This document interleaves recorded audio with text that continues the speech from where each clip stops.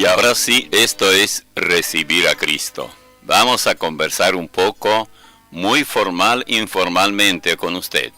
Usted necesita saber todo, o cuanto pueda, acerca de la salvación.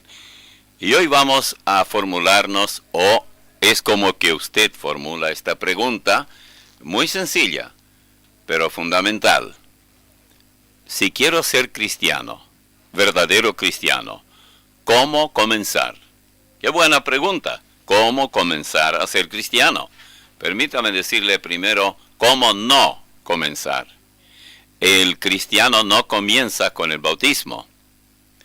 No comienza con la primera comunión. No comienza con obras de caridad. No comienza con ningún tipo de esfuerzo propio. Comienza simplemente escuchando la palabra de Dios. ¿Qué? Así es. ¿De dónde saca usted esto? De la palabra de Dios. No le voy a engañar, usted ya está bastante acostumbrado a los engaños. Hay bastante gente que se ocupa de esto. Hay comerciantes, hay religiosos, hay reverendos, reverendísimos, papas, brujos, budas y hindúes, y hay de todo, políticos, hay de todo. Así que a esto usted ya está acostumbrado. Y usted dirá, bueno, uno más, ¿qué hace? Sí que hace. Porque lo fundamental usted no conoce, porque el impacto que usted sufre debido al engaño en su entorno, lo sufrimos todos.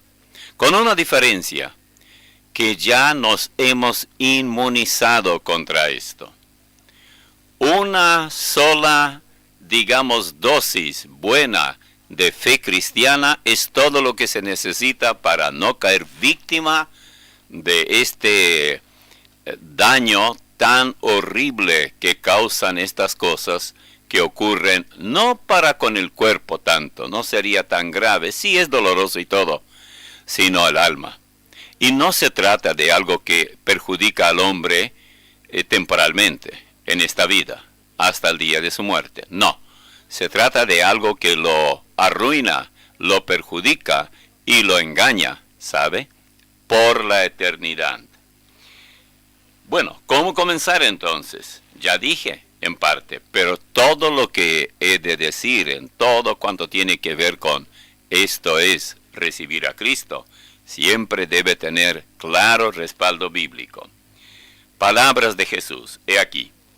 De cierto os digo, el que oye mi palabra y crea al que me envió, tiene vida eterna, y no vendrá a condenación, mas ha pasado de muerte a vida. ¿Se dio cuenta usted cuál es el primer paso? Oír la palabra de Dios. ¿Qué le parece si dijera el que se bautiza, el que recibe la primera comunión, el que adopta tal o cual religión? No, oír la palabra de Dios. ¿Y dónde está la palabra de Dios? Bueno, yo me imagino que usted ya sabe bastante de esto. ¿Dónde está la palabra de Dios? La Biblia.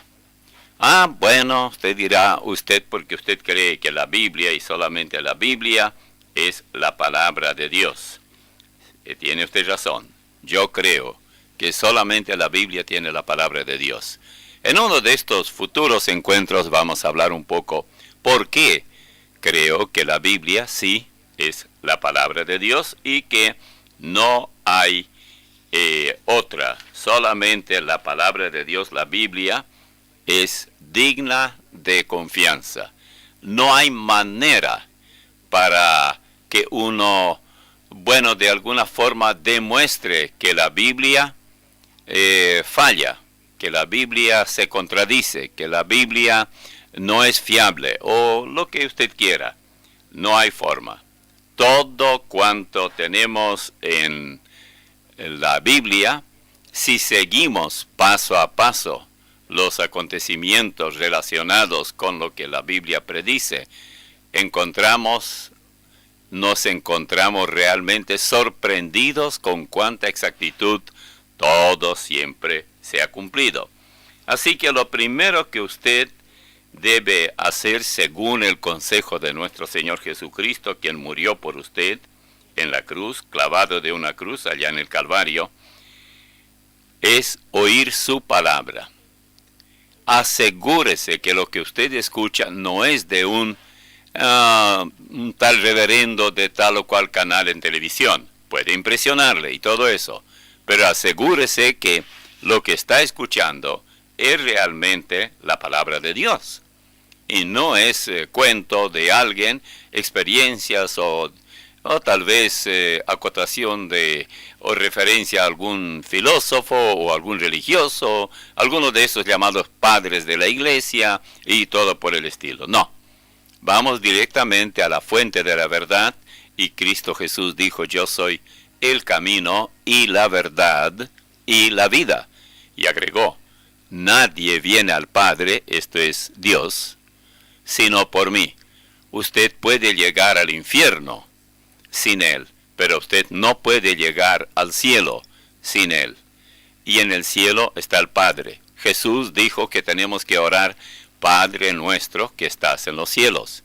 Él no está en la India, Él no está en Japón, Él no está en Corea, Él no está en Estados Unidos de América, Él no está en ninguno de esos lugares. Él es omnipresente y Él está dispuesto a salvar al pecador, así esté en Rusia, en Japón, en la India, no importa dónde, o allí mismo donde usted está.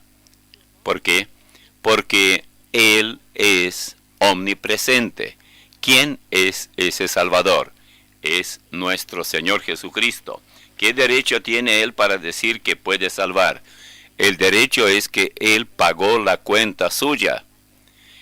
Pagar la cuenta, qué interesante eso. Hablamos del perdón muchas veces. Al final de cuentas, ¿qué es perdonar? Perdonar es pagar la cuenta de uno. Por ejemplo, supongamos que yo le ofendo. Usted está ofendido. Cualquiera puede ofenderse, eso no es cosa rara. Y luego usted, movido por el Señor, me dice: no se preocupe, ya no tiene usted deuda conmigo. Yo le perdono. Pero supongamos que yo le debo dinero, bastante dinero. Y usted supo que yo no puedo pagar. Yo me siento mal, porque la deuda está encima y yo sé cuál es mi obligación. Y usted me dice: no importa. ¿Sabe qué? Me dijiste que no puedes conseguir el dinero y todo eso, y sé que te es difícil. Te perdono. ¿Por qué? Ahí está el asunto.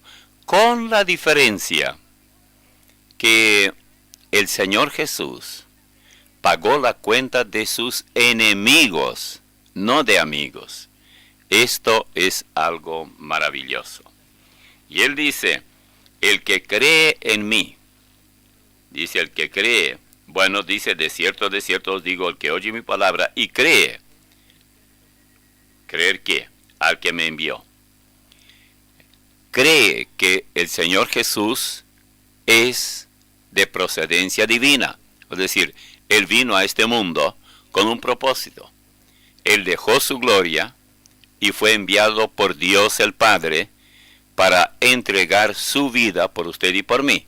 Él nunca pecó. Él no tuvo pecado. Usted puede decir que no peca, pero estará mintiendo y allí habrá pecado. Una vez más. ¿Por qué no podemos no pecar? Porque el pecado entró en el mundo por un hombre, y por el pecado la muerte, y así la muerte pasó a todos los hombres. ¿Cuál es ese hombre por donde entró el pecado? El pecado entró por un hombre llamado Adán, allá en el huerto del Edén. Y usted y yo somos descendientes de él. Tal vez seríamos mucho mejores y hasta inocentes si fuéramos lo que Darwin y otros creen o creían y lanzaron esa torpe idea al mundo, que somos descendientes muy probablemente del gorila o del chimpancé. Si fuéramos eso, tal vez no seríamos tan culpables, porque las barbaridades que hacemos nosotros los hombres, esos animales no lo hacen. Bueno, pero nosotros sí somos descendientes de una pareja llamados Adán y Eva, allá en el Edén. De allí desciende toda la raza humana. Pero cuando nace una criatura, ya nace en pecado. Decía el salmista, en pecado me concibió mi madre. Bueno, así es. Usted es pecador, porque así es el asunto. Usted es hijo de un pecador. Jesús no fue engendrado por José, el esposo de María. Los otros hijos de María, sí, todos también eran de José. Pero no Jesús. Jesús fue engendrado por el Espíritu Santo. Él no tuvo pecado. Por eso usted y yo podemos creer en Él, porque el sacrificio que Él hizo por usted y por mí, muriendo clavado de una cruz, no murió por sus pecados. ¿Y sabe por qué? Porque no los tenía. ¿Y cómo? ¿Y por qué entonces fue a morir por nuestros pecados? Porque de tal manera amó Dios al mundo, que ha dado a su Hijo unigénito, para que todo aquel que en Él cree no se pierda, mas tenga vida eterna. El interés de Dios, Dios el Padre y Dios el Hijo, es que usted y yo tengamos vida eterna. Porque aparte de la vida eterna, todo lo que queda es la condenación eterna. Qué triste. Y quiera Dios que usted tome su propia decisión y diga, si este es el caso, de hoy en más, yo también me rindo a Cristo. ¿Y cómo se recibe a Él? Mas a todos los que le recibieron, a los que creen en su nombre, les dio potestad de ser hechos hijos de Dios. ¿Quiere ser hijo de Dios?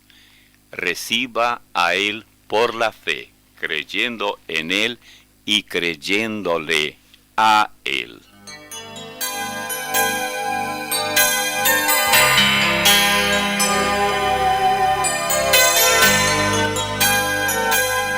Y hasta aquí por hoy, aquí en la cuestión de esto es recibir a Cristo. Queremos que usted entienda bien, por eso somos tan claros como nos es posible.